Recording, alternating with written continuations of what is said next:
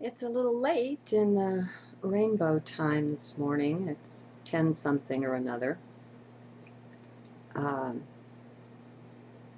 but there's pondering going on inside that I want to take a deeper look at.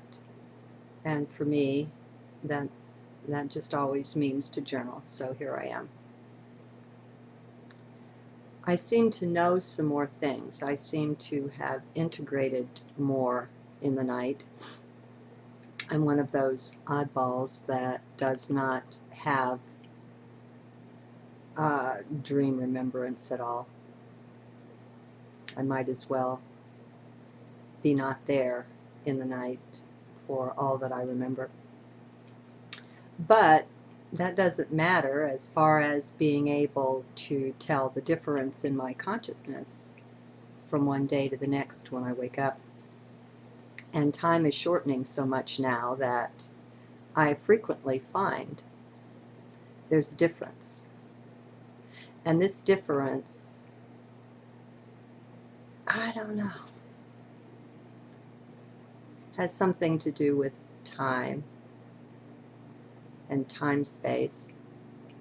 I was just rereading out in the bright sunshine, Cosmos of Soul, the first of the Sirian Revelations trilogy by Patricia Corey, the chapter on time and eternity, time and space. And I was reminded of something I've pondered before, and that's that time is not independent of space. You've heard me say before, I feel like they're opposite sides of the same coin. They're the same thing somehow. They're so intricately interwoven and bound up together. I don't believe that you can have one without the other. In this sense, try this on. When you look at the night sky and you look at those stars,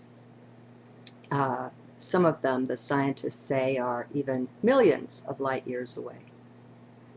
Well, light travels through space as we understand it. We've been able to measure the speed of it thanks to wonderful people like Einstein who have worked with it.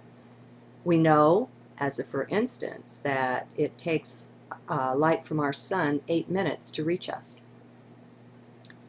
And so even though we think of the light as being always in the now, and it is, the reality is if there was some great cataclysm and our sun was to blow up, we wouldn't know it for 8 minutes. We would be continuing to receive the sun's light even though it wasn't there any longer. Okay, so that's in a small way. Now let's look at a star that's a million light years away. We're looking at the past when we're looking at that light. Do you see how that works? We're literally looking at the past, and the Sirian High Council set it up nicely. They said to imagine a civilization on another star, and we were looking through our telescopes at that civilization and seeing what was going on there on the surface. And maybe that becomes the new soap opera, watching these beings from this other planet in their interactions. Depending on how far away the star is, that's how far into the past we're actually looking. We're looking into their past. If they're a million light years away, that star could be so long gone. And, many generations of those people's descendants have come and gone in the meanwhile. And what we see is ancient past to them. And vice versa. You could have them looking at the Earth or on another planet, let's say, that's 2,000 light years away. And they're, through their telescope, studying the Earth, and they're seeing the time when Christ walked the Earth, when Jesus was here. And that's the currency of what they're seeing, and yet here we are in the space age and all the rest of it. But that's not what's being perceived. Carried on the light beams are the images of the past. So do you see the intricate interweaving of time-space? They're really not separate at all.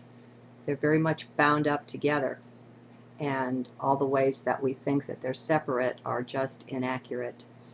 But they're so built into the language and the beliefs that we carry that our beliefs very much get in the way of being able to perceive this. It's fun to play with, though. It is indeed fun.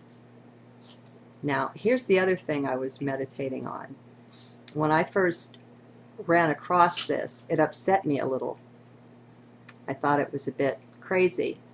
When I myself Googled sun gazing, and I found out about the Jain gentleman that had come across the ocean and taught sun gazing, and part of his teaching was that by following the practice you would begin to need less physical sustenance, less food to sustain the body. I suppose the assumption being you would be living on the light. I don't know. I don't know at all, so strike that, never mind. And that upset me a little. I journaled how I felt like he was treating the sun as an object, and to me I'm just devotional, you know. I guess I'm just bhakti, because to me everything is love, and it's based on love, and it just oozes love. And so love doesn't look at things as objects. It just doesn't do that. But anyway, his is an alternate and a very valid perspective. I just spoke out saying, that's not what I meant by sun gazing, you know. I wasn't pursuing that. Okay.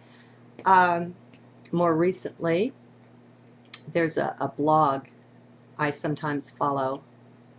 I'll get her name wrong. Lauren Gonzo or something like that.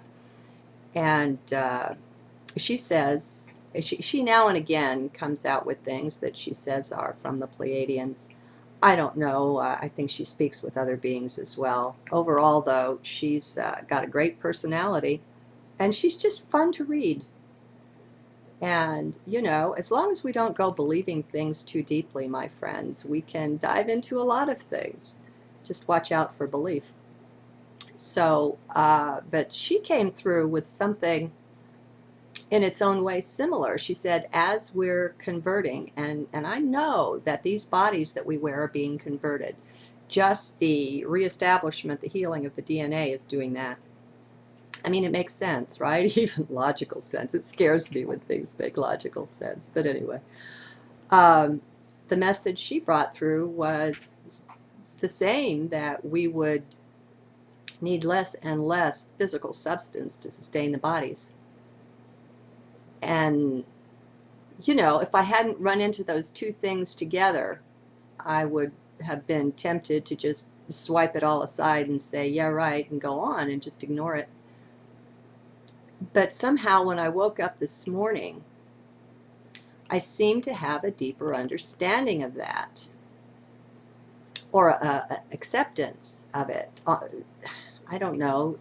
There's a rightness, a certain rightness that seems to make sense. Now, I don't know, okay? I'm not saying I know anything. I seldom say that, I hope you notice. But if we look a little bit logically at what's going on, our rising up into the next dimension, I just never thought of it before. I mean, we'll have bodies of a much finer substance, more akin to light or to crystal. And so, I don't know. Maybe it makes sense. So I just thought I'd put it out there just for fun. I know I get a kick out of looking at different perspectives, different views, different ways of looking at things.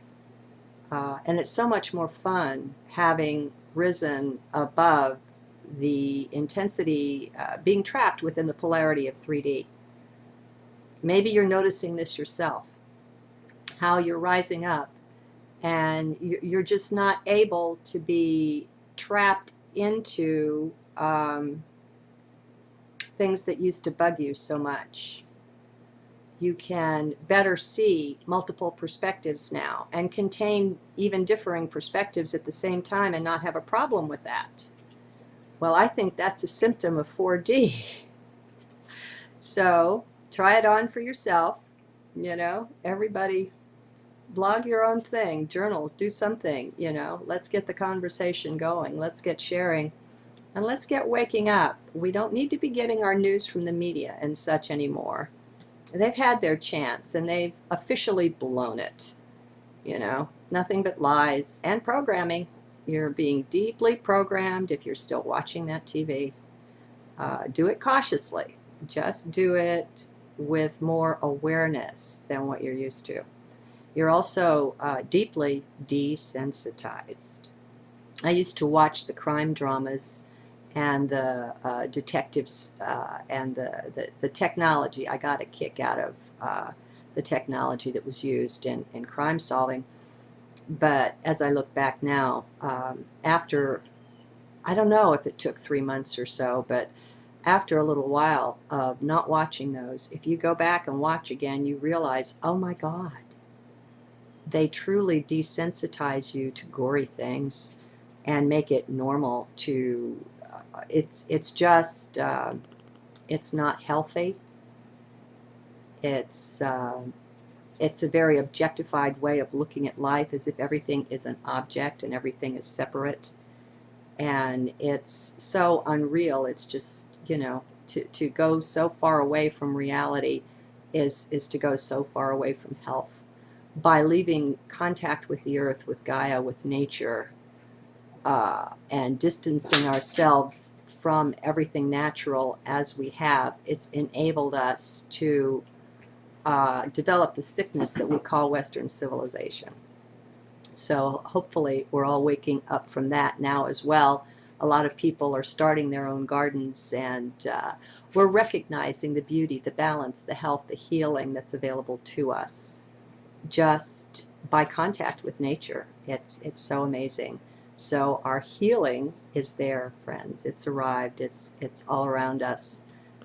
In spite of the chaos that's there, don't give a lot of your attention to that. Don't pour yourself into it, because you are light. You are a light being. Choose wisely and carefully what you allow into yourself and where you place your attention. Have a great day.